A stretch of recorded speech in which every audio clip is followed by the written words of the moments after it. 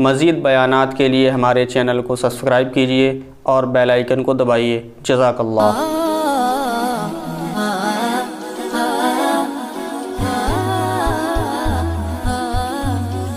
نبی صلی اللہ علیہ وسلم نے ارشاد فرمایا کہ عورت جو شوہر کی اجازت سے شوہر کے مال سے صدقہ کرے، کیونکہ شوہر کے مال سے صدقہ کرنے کے لیے شوہر سے اجازت لینا ضروری ہے، تو آپ نے فرمایا شوہر کے مال سے خرچ کر رہی ہے شوہر کی اجازت سے، تو اس کو بھی پورا اجر ملے گا، حالانکہ پیسے کس کے ہیں؟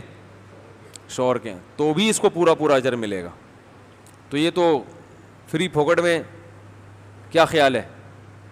تو اپنے میاں کو سمجھائیں کہ دیکھیں اپنی بہن پہ خرچ کر لیں، آپ اپنی ماں پہ خرچ کر لیں، خرچ وہ کرے گا ثواب آپ کو ملے گا، یا شوہر سے پیسے لے کے شوہر کی بہنوں کو گفٹ کر دیا کریں۔ ایک خاندانی بات بتاتا ہوں آپ لوگوں کو، دیکھو خاندانی آدمی پتہ ہے کیا کرتا ہے؟ وہ یہ چاہتا ہے کہ میرے اولادوں میں جوڑ رہے، کیا خیال ہے؟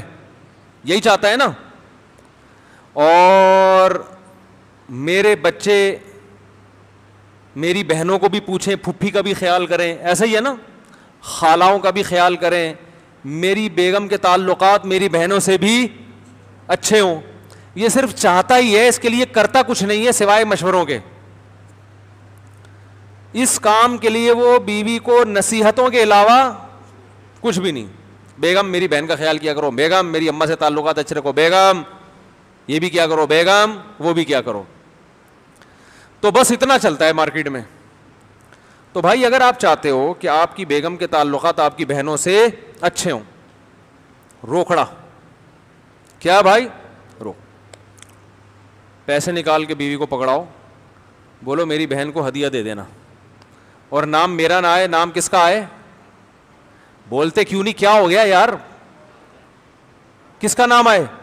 تمہارا، تم نے دیا ہے، یہ نہیں کہنے کہ میاں کے پیسوں سے، تو بہنیں سمجھیں گی ماشاءاللہ ہماری بھابھی بڑی خاندانی ہے۔ سمجھ رہے ہو؟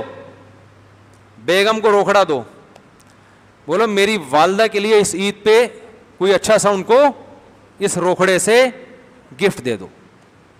سمجھ رہے ہو کہ نہیں سمجھ رہے؟ نام میرا نہیں آنا چاہیے۔ ابے کیا ہو گیا؟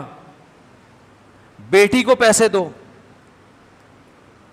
بیٹا یہ پیسے ہیں، اس سے اپنی ساس کو کوئی اچھا سا گفٹ دے دینا تاکہ تمہارے سسرال میں تعلقات اچھے رہیں۔ میرے تو نہیں ہو سکے، میرے ابا نے اس قسم کے پیسے مجھے نہیں، کم از کم تمہارے سسرال میں تعلقات کیا ہوں گے؟ اچھا، ایک بات خوب کان کھول کے سن لو کہ جیسے ٹوٹی ہوئی چیزیں سمت بانڈ سے جڑتی ہیں نا، تو مختلف قسم کے کیمیکل ہوتے ہیں، ایلفی سے بھی جڑتی ہے، سمت بانڈ سے بھی جڑتی ہے، گوند سے بھی جڑتی ہے، زیادہ پاورفل کس سے جڑتی ہے؟ ایلفی سے۔ ایلفی سے کیا ہوتا ہے؟ کام خاندانی، ہاتھ پہ لگ جائے تو ہاتھ سے چھڑانا مشکل ہو جاتا ہے، تبھی کہتے ہیں نا نماز نہیں ہوتی ایلفی لگ جائے تو اسی طرح یاد رکھو تعلقات جو آپس میں جڑتے ہیں نا ٹوٹے ہوئے، مسکرا کے بات کرنے سے بھی جڑتے ہیں، صحیح ہے نا؟ آپ نے کیا کیا؟ مسکرا کے بات کر لی، اس سے تعلقات کیا ہو جائیں گے؟ اچھے۔ مگر ایسے ہی ہوتے ہیں جیسے ٹوٹے ہوئے کپ کو گوند سے جوڑ دیا آپ نے، اچھا ہوا ہے، تھوڑی دیر میں دوبارہ خراب ہو جائے گا۔ اور ہر وقت مسکرا کے بات کرنا بھی آسان کام نہیں، اگلا بات ایسی کر رہا ہے کہ چپیڑ مارنے کا دل چاہ رہا ہے، اور آپ کہہ رہے ہیں مسکرا کے اس سے بات کرو، مشکل کام ہے نا۔ تو تعلقات جو اچھے ہوتے ہیں مسکرا کے بات کرنے سے بھی ہوتے ہیں، ایک دوسرے کی خدمت کرنے سے بھی ہوتے ہیں، لیکن اگر روکھڑا خرچ کرنا شروع کر دو آپ تو یہ ایلفی کا کام دے گا، صحیح ہے؟ یہ کس کا کام دے گا؟ ایلفی کا، بہت ٹائٹ مضبوط۔ اور بعض دفعہ ایلفی لگانے سے چیز جڑتی ہے، نشان باقی رہتا ہے، روکڑے سے جو چیزیں جڑتی ہیں نا اس سے نشان باقی نہیں رہتا، ایسے جڑتی ہیں جیسے اوریجنل۔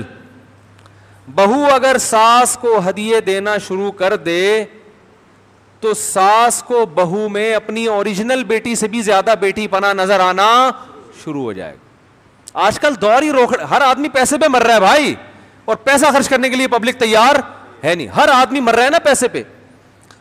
سب سے زیادہ تعلق جوڑنے والی چیز کون سی ہے میرے بھائی؟ اور کمال اللہ سے تعلق جوڑنے والی بھی سب سے زیادہ یہی ہے. اللہ بھی کہتا ہے اگر مجھ سے تعلق جوڑنا ہے تو مجھے خوش کرنے کے لیے مجھے کیا چاہیے؟ مجھے پیسے دو.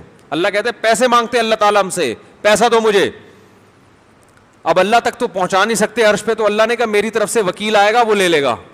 ارے ہمیں کسی سے پیمنٹ مانگنی ہوتی ہے نا, تو وہ دور جانا ہے, آدمی کہتا ہے بھائی میں نے آپ کے پیسے دینے, کیا کروں آپ تو بہت دور ہیں, یار میرا بندہ ہے ادھر اس کو دے دو, میری طرف سے ایک نمائندہ آ رہا ہے.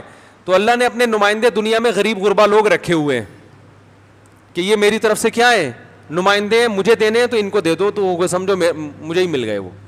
تبھی تو حدیث میں آتا ہے کہ اللہ قیامت کے دن کہے گا کہ کہاں ہیں وہ لوگ کہ جب میں بھوکا تھا انہوں نے مجھے کھلایا, جب میں پیاسا تھا انہوں نے مجھے پلایا.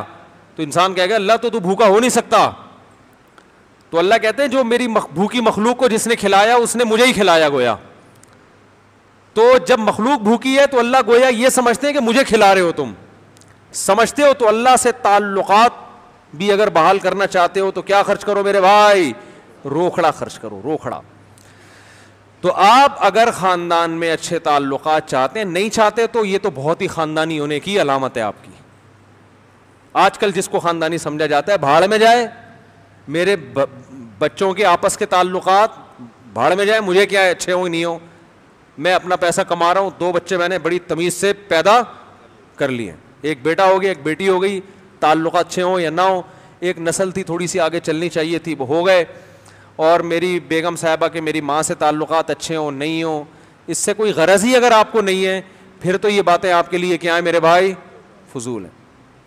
اور آج کل خاندانی اسی کو سمجھا جاتا ہے جسے کسی چیز سے کوئی غرض ہوتی نہیں ہے, حالانکہ یہ غیر خاندانی ہونے کی علامت. خاندانی آدمی, خاندان کا تو مسئلہ بھی خاندان ہے نا, تو اگر لڑتا ہوا خاندان ہے یا محبتوں والا خاندان ہے؟ محبتوں والے خاندان میں کہتے ہیں کہ خاندانی. مفتی طارق مسعود صاحب کے مزید بیانات کے لیے ہمارے چینل کو سبسکرائب کریں اور بیل آئیکن کو دبائیں. جزاک اللہ.